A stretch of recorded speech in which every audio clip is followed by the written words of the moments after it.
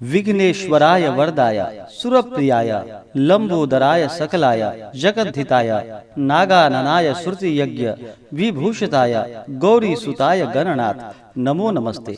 जय श्री गणेश, जय श्री राधे कृष्ण। आप सभी का हमारे YouTube चैनल पे बहुत बहुत स्वागत है। आइए सुनते हैं वैशाख मास संकष्टी चतुर्थी व्रत की कथा। संकष्टी चतुर्थी का व्रत, जो कि हर माह के कृष्ण पक्ष की चतुर्थी तिथि के दिन संकष्टी गणेश चतुर्थी का व्रत किया जाता है। जो भी भक्त सच्ची श्रद्धा के साथ, नियम और निष्ठा के साथ संकष्टी चतुर्थी का व्रत करते हैं, इस दिन भगवान गणेश का पूजन करते हैं, साथ में चौथ माता यानी कि माता दुर्गा का पूजन करते हैं और फिर चंद्र देवता को अर्घ्य प्रदान करते हैं। इससे भगवान गणेश जी की कृपा से व्यक्ति के सभी प्रकार के दुख और कष्ट दूर हो जाते हैं तथा भगवान गणेश जी की कृपा से सुख और समृद्धि का आशीर्वाद प्राप्त होता है। जो भी संकष्टी चतुर्थी का व्रत करते हैं, उन्हें चाहिए चतुर्थी तिथि के दिन सुबह ब्रह्म मुहूर्त में उठ करके नित्य क्रियाओं से निवृत्त हो करके गंगा नदी में या घर के नहाने के पानी में ही थोड़ा सा गंगा जल मिला करके स्नान करना चाहिए, शुद्ध वस्त्र धारण करना चाहिए, व्रत का संकल्प लेना चाहिए और चतुर्थी तिथि के दिन, जो कि दिन भर उपवास रहते हुए विशेष प्रकार से भगवान गणेश जी का चंद्रोदय होने से कुछ पहले ही स्नान करके शुद्ध वस्त्र धारण करके भगवान गणेश जी का पूरे विधि विधान के साथ पूजन करे, साथ में चौथ माता का पूजन करे और फिर चंद्र देवता को कच्चे दूध का या जल का अर्घ्य प्रदान करे। इससे भगवान गणेश जी अति प्रसन्न होते हैं। तो आइए सुनते हैं वैशाख मास कृष्ण पक्ष संकष्टी गणेश चतुर्थी व्रत की कथा। तो बोलिए प्रेम से भगवान गणेश की जय। एक समय की बात है कि माता पार्वती ने पूछा कि वैशाख के महीने की कृष्ण पक्ष की जो संकटा नामक चतुर्थी कही गई है, उस दिन किस गणेश की विधि से पूजन करनी चाहिए और उस दिन भोजन में क्या ग्रहण करना चाहिए। गणेश जी ने उत्तर दिया कि हे माता, वैशाख कृष्ण चतुर्थी के दिन व्रत करना चाहिए। उस दिन वक्रतुंड नामक गणेश जी की पूजा करके भोजन में कमल गट्टे का हलवा लेना चाहिए।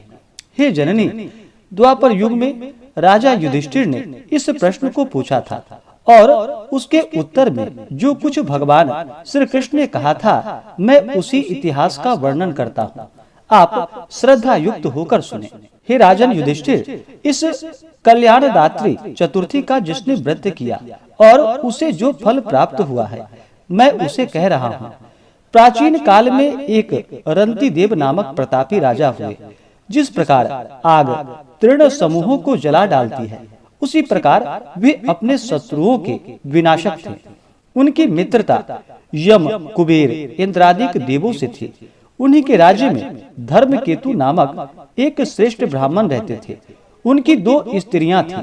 एक का नाम सुशीला और दूसरा का नाम चंचला था। सुशीला नित्य ही कोई न कोई व्रत रखा करती थी। फलतः उसने अपने शरीर को कृश यानी कि दुर्बल बना डाला था। इसके विपरीत चंचला कभी भी कोई व्रत उपवास आदि न करके भरपेट भोजन ग्रहण करती थी। इधर सुशीला को सुंदर लक्षणों वाली एक कन्या हुई और उधर चंचला को पुत्र रत्न की प्राप्ति हुई।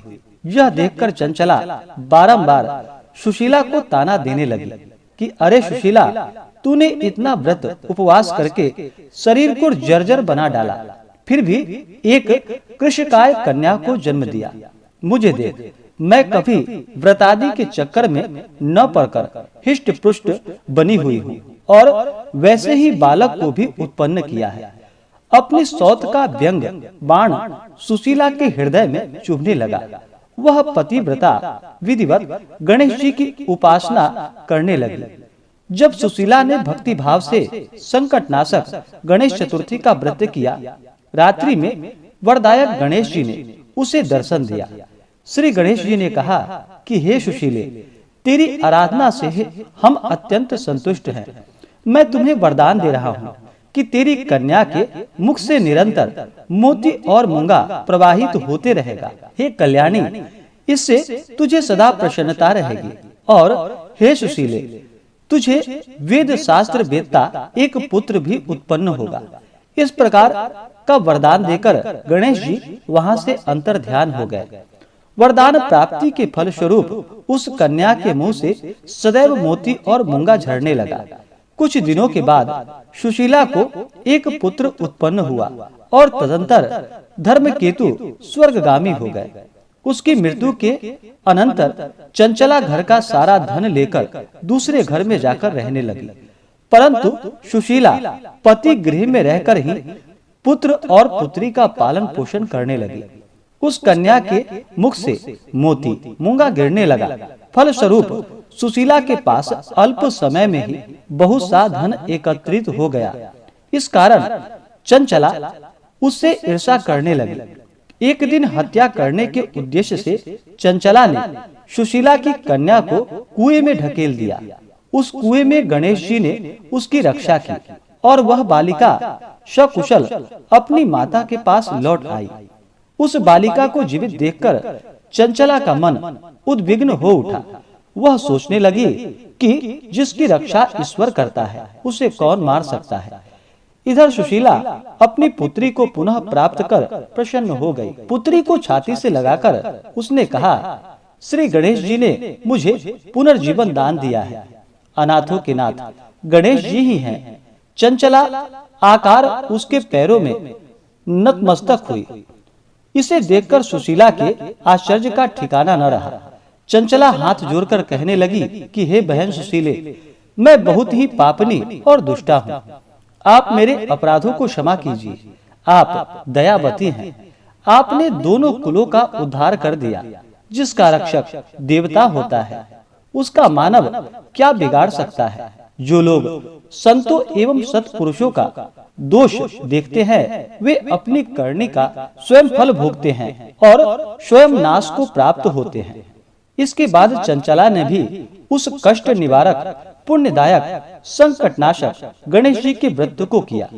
श्री गणेश जी के अनुग्रह से परस्पर उन दोनों में प्रेम भाव स्थापित हो गया, जिस पर गणेश जी की कृपा होती है और उसके शत्रु भी मित्र बन जाते हैं। सुशीला द्वारा संकट नाशक गणेश व्रत किए जाने के कारण उसकी सौत चंचला का हृदय परिवर्तन हो गया। श्री गणेश जी कहते हैं कि हे देवी, पूर्व काल का पूरा वृतांत मैंने आपको सुना दिया। इस लोक में इससे श्रेष्ठ विघ्न विनाशक कोई दूसरा व्रत नहीं है। श्री कृष्ण जी कहते हैं कि धर्मराज, आप भी विधि पूर्वक गणेश जी का यह व्रत कीजिए। इसके करने से आपके शत्रुओं का नाश होगा तथा अष्ट सिद्धियां और नवनिधियां आपके सामने करबद्ध होकर खड़ी रहेंगी। धर्म पारायण युधिष्ठिर, आप अपने भाइयों, धर्म पत्नी और माता सहित इस व्रत को कीजिए। इससे थोड़े समय में ही आप अपने राज्य को प्राप्त कर लेंगे। इस प्रकार से वैशाख कृष्ण संकष्टी गणेश चतुर्थी की कथा पूर्ण हुई। तो बोलिए प्रेम से भगवान गणेश की जय, भगवान भोलेनाथ की जय, माता पार्वती की जय। इसी प्रकार से जो भी भक्त सच्ची श्रद्धा के साथ, नियम और निष्ठा के साथ वैशाख कृष्ण संकष्टी गणेश चतुर्थी का व्रत करते हैं तो भगवान गणेश जी की कृपा से उनके सभी प्रकार के दुख और संकट दूर हो जाते हैं तथा भगवान गणेश सुख और समृद्धि का आशीर्वाद प्रदान करते हैं। जो भी संकष्टी गणेश चतुर्थी का व्रत करते हैं उन्हें व्रत के दौरान जो कि शुद्ध और सात्विकता का पालन करना चाहिए, ब्रह्मचर्य का पालन करना चाहिए, दिन भर उपवास रहते हुए इस व्रत को धारण करना चाहिए। जो उपवास नहीं रह पाते हैं, जिनका स्वास्थ्य सही ना हो, वो एक समय फलाहार ग्रहण करे और शाम को चंद्रोदय होने पर उस समय भगवान गणेश जी का साथ में माता दुर्गा, जिसे कि चौथ माता के नाम से जाना जाता है, तो माता चौथ का पूजन करे। उसके बाद चंद्रोदय होने पर चंद्र देवता को अर्घ्य प्रदान करे। चंद्र देवता को जो कि कच्चे दूध का या जल का अर्घ्य प्रदान करना चाहिए। अक्षत, पुष्प, धूप, दीप आदि से पूजन करनी चाहिए। उसके बाद ही यह व्रत पूर्ण माना जाता है। उसके बाद भोजन में जो कि तेल युक्त भोजन बिल्कुल भी नहीं होना चाहिए। घृत युक्त भोजन बना करके उसे श्रद्धा भक्ति भाव के साथ प्रसाद के रूप में ग्रहण करना चाहिए। व्रत के लिए मन में अगर अश्रद्धा हो, अविश्वास हो, तो उस व्रत को नहीं करना चाहिए, वह व्रत निष्फल ही माना जाता है। तो पूर्ण श्रद्धा भक्ति भाव के साथ ही व्रत को धारण करना चाहिए। इसी प्रकार से जो भी भक्त सच्ची श्रद्धा के साथ, नियम और निष्ठा के साथ संकष्टी चतुर्थी का व्रत करते हैं, इस दिन भगवान गणेश का पूजन करते हैं, तो उनके सभी प्रकार के संकट दूर हो जाते हैं तथा सुख और समृद्धि का आशीर्वाद प्राप्त होता है। तो आशा करता हूँ कि यह जानकारी आपको अच्छा लगा हो। अगर आप सब संकष्टी गणेश चतुर्थी व्रत के शुभ मुहूर्त के बारे में और चंद्रोदय समय के बारे में जानना चाहते हो, तो उसका वीडियो हमारे चैनल पे अपलोड है, आप जा करके जानकारियाँ को प्राप्त कर सकते हैं। तो आशा करता हूँ कि जानकारी आपको अच्छा लगा हो। ऐसे ही ज्ञानवर्धक जानकारियाँ प्राप्त करने के लिए हमारे इस चैनल पे अगर आप नए हैं तो चैनल को लाल बटन दबा करके सब्सक्राइब करें, साथ में बेल आइकन घंटी को दबाएं ताकि मेरे वीडियो का नोटिफिकेशन आपको समय से मिलता रहे।